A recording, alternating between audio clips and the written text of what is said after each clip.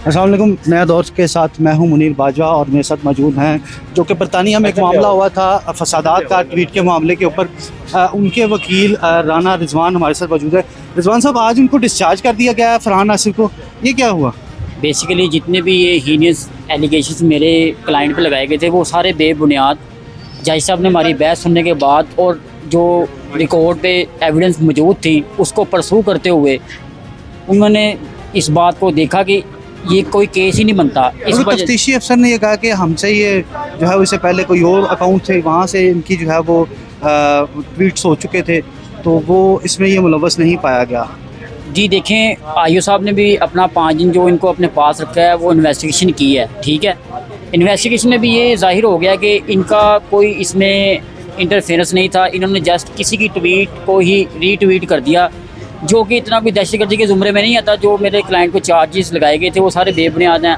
अल्लाह पाक के फजल करम से और माँ बाप की दुआओं से मेरा जो क्लाइंट है वो बेगुनाह हो गया है। अल्लाह पाक उसको इज़्ज़त दे और जो जितने भी इल्ज़ामात लगे हैं उस पर उसको सब्र दे, बस इतना ही कह सकते हैं। क्योंकि एफआईए ने तो अपने इल्ज़ामात लगा दिए थे, अब उसे साबित नहीं कर सकी वो। एफआईए ने फिर इसी वजह साबित नहीं कर सके थे, इसी वजह से उन्होंने वापस लिए हैं ये तमाम इल्ज़ाम। जी देखिए, उन्होंने ड्यूरिंग कोर्स ऑफ इन्वेस्टिगेशन उनके पास कोई एविडेंस कलेक्ट ही नहीं हो पाई जो उन्होंने चार्जेस लगाए थे। तो जब उसके पास एविडेंस ही नहीं कलेक्ट हुई तो कोई केस ही नहीं बनता। अच्छा राना साहब, कानून क्या कहता है अगर इस तरह अगर किसी के साथ 4 दिन फरहान का जो है वो जिस्मानी रिमांड लिया गया, उन्हें हिरासत में रखा गया 4 दिन से ज़्यादा भी, तो उनका हर्ज तो हुआ, तो क्या आप इस तरह की जो कार्रवाई है उसके खिलाफ कोई रेमेडी मौजूद है? और अगर मौजूद है तो क्या आप इस तफ्तीशी अफसर के खिलाफ कार्रवाई करेंगे? जी देखें, मैं एज ए एडवोकेट अपने क्लाइंट के इंस्ट्रक्शन पे चलता हूँ, उसे एक मशवरा दे सकता हूँ, ठीक है। हमने इनको मशवरा दे दिया है कि अगर आप सू करना चाहें तो अगर आप हमें अलाउ करेंगे तो हम करेंगे, अदरवाइज़ हम नहीं करेंगे। अगर हमारा क्लाइंट हमें कहेगा कि मैंने इसको फॉलो अप करना है तो मैं करूँगा। फ़िलहाल तो हमारा क्लाइंट इससे फारिग हो चुका है जो कि बहुत खुश है और मुतमईन है कि अल्लाह का पाक का शुक्र है कि मैं इसमें फारिग हो चुका हूँ। अच्छा, ये मतलब सू की आपने बात की है, कोई मतलब इसमें सिविल दावा होगा, उसमें इनके हक जानने का दावा किया जाएगा? जी जी जी जी। उसमें कानूनी क्या चारा जो है, क्या थोड़ा सा ब्रीफली बता दीजिएगा। देखिए, अगर कोई भी इदारा अपने इख्तियारात से तजावुज़ करता है तो उसमें भी कानून ने रास्ते दिए हुए हैं। डैमेजेस का आप दावा कर सकते हैं क्योंकि पाकिस्तान का हर शहरी है, उसकी उतनी ही इज़्ज़त है जितनी बाहर पाकिस्तान के बड़े से बड़े अफसर, अमीर से अमीर शख्स और गरीब से गरीब। कानून में तमाम इंसान बराबर हैं। तो इसी तरह हमारा जो क्लाइंट है वो भी एक पाकिस्तान का शरीफ शहरी है जो कि साबित भी हो गया है। तो अगर वो चाहेगा तो उसी तरह ट्रीट किया जा सकता है जिस तरह के किसी हाई प्रोफाइल बंदे को ट्रीट किया जाएगा। लेकिन अगर वो हमें अलाउ करेंगे तो हम ज़रूर इंशाअल्लाह ताला उनको बताएंगे रास्ता, कानूनी जो भी इसके हाल हैं उनको बताएंगे। अच्छा, पिछली 2 पेशियों पे देखा कि आपको अदालत में पेश भी नहीं होने दिया गया और आज आप पेश भी हुए हैं और एफआईए वाले खुद ही जो हैं वो डिस्चार्ज लिख के ले हैं। क्या ये एफआईए ने खुद ही देखा या आपने कुछ इसमें एफर्ट की थी? नहीं, देखें, हमने हर किसी को असिस्ट करना होता है। जो एफआईए को रिक्वायर्ड थी हमारे क्लाइंट की तरफ से इंफॉर्मेशन उसने सारी प्रोवाइड की, उसने कोई भी चीज़ इनसे हाइड नहीं की।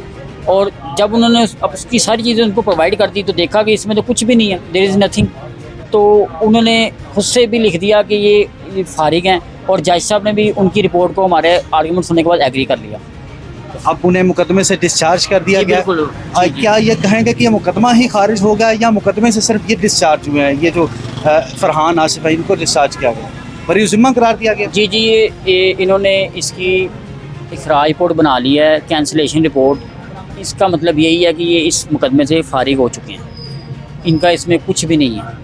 अच्छा, इस वजह से पाकिस्तान की दुनिया भर में बड़ी बदनामी हुई है, उसका क्या कौन अजाला करेगा, इस पर क्या कहेंगे? देखिए, बदनामी इनकी वजह से नहीं हुई। जो इंग्लैंड में एक शहर है साउथपोर्ट, वहाँ के 2 न्यूज़ चैनल हैं, वहाँ पे भी इसी तरह वो फ्रीलांसिंग करते थे। उन्होंने ये खबर फैलाई कि ये मुसलमान लड़का है, ठीक है। उन्होंने खबर फैलाई तो इन्होंने उसको रीट्वीट कर दिया, ठीक है। बेसिकली जहाँ से ये शुरू हुआ, वक़ुआ शुरू हुआ, ये इंग्लैंड से शुरू हुआ। इस उनकी न्यूज़ के बाद ये देखिए एफआईए ने कार्रवाई की साइबर पेट्रोलिंग करते हुए जी, तो उसकी वजह से ये तो आ गया कि पाकिस्तान में ऐसे लोग मौजूद हैं जो फेक न्यूज़ चलाते हैं। तो फिर उसके बाद आज एफआईए ने खुद ही कह दिया कि इनके खिलाफ जुर्म नहीं बनता, तो ये फिर गलती कहाँ पे आ? क्या रीट्वीट करने वाले की गलती है या जिसने कॉग्निजेंस लिया उसकी गलती है? देखें, जिसने मेन ये समझ लें कि ये इसको कह सकते हैं अब हेर से एविडेंस सुनी सुनाई बहुत, कोई जैसे मैं कह दूं कि किसी ने किसी बंदे को मार दिया, मैं जरा आपको बता दूं, लेकिन वहाँ पे कोई बंदा ना मरा हो। बेसिकली इन्फॉर्मेशन शेयर किसने की थी, ब्रेक किसने की थी? इंग्लैंड वालों ने। इन्होंने उसकी इन्फॉर्मेशन को आगे शेयर कर दिया। इनका बस इतना सा इल्ज़ाम था कि इन्होंने एक ट्वीट को शेयर किया, बस, और कुछ भी नहीं है। मेन जो ब्रेक न्यूज़ हुई है वो इंग्लैंड से ही हुई है। तो एफआईआर अगर आपको नोटिस करता आपके क्लाइंट को, तो शायद ये अरेस्ट की भी जरूरत ना पड़ती। भी देखें, हम कहते हैं जो इसमें इलीगैलिटी हुई है वो नहीं होनी चाहिए थी। जो इसका मेन प्रॉपर एक प्रोसीजर है, इंक्वायरी कंक्लूड होती, उसके बाद देखते अगर हमारे पे इल्ज़ाम जो लगाए जा रहे हैं वो ठीक हैं, अगर नहीं है तो फिर हमें वैसे ही वहाँ से फारिग कर देते without any registration of FIR. अगर हम पे बनते तो हमें एफआईआर दर्ज करके तो अरेस्ट कर लेते। आप देखें, एफआईआर बनती नहीं तो उन्होंने खारिज कर दिया। जो हमारा क्लाइंट है वो बेचारा 5 दिन पता नहीं कैसे रहा है, वो उसको ही पता है, क्योंकि वो हवालात में रहा है। तो हम ये कहते हैं कि हर किसी वो एक हम पढ़ते हैं तो उसमें एक मिसाल भी है, जस्टिस हरीड जस्टिस बरीड, यानी कि जल्दबाजी के फैसले ना ऐसे होते हैं जैसे इंसाफ को दफनाना। इसीलिए किसी भी इंसान को पकड़, एफआईआर ने जल्दबाजी का फैसला करते हुए उन्हें गिरफ्तार किया था और इंसाफ। हाँ, मैं एज ए काउंसिल तो यही कह सकता हूँ कि हर चीज़ का एक तरीकाकार है। उनका अपना पीका एक्ट 2016 में आया, उसके रूल बने 2018 में। उसके मुताबिक उन्होंने बताया कि 45 डेज़ की इंक्वायरी होल्ड होनी है, उसके बाद कोई फैसला होना है कि बंदा गिनोगार है कि नहीं है। इन्होंने without any inquiry, without any notice इनको पकड़ लिया, और बाद में कोई मटेरियल नहीं मिला, एविडेंस नहीं मिली, तो उन्होंने कहा जाए कि ये हमारी इधर से फारिग हैं। जज साहब ने भी कहा कि ये अगर ये डिस्चार्ज है तो फिर उन्होंने, जज साहब ने भी एग्री करनी होती है रिपोर्ट, तो उन्होंने भी एग्री कर ली। मुमताज़ भट्टी साहब, आप फरहान आसिफ के वकील हैं, ये बताएं कि ये फेक न्यूज़ की एफआईआर जो थी वो फरहान आसिफ पे दी गई, और आज ये कहा गया कि ये एफआईआर जो है वो उस पर इल्ज़ाम जो है वो साबित नहीं होता, इस पर क्या कहेंगे? देखिए जी, जिस तरह वो न्यूज़ फेक थी, इसी तरह ये एफआईआर भी फेक है।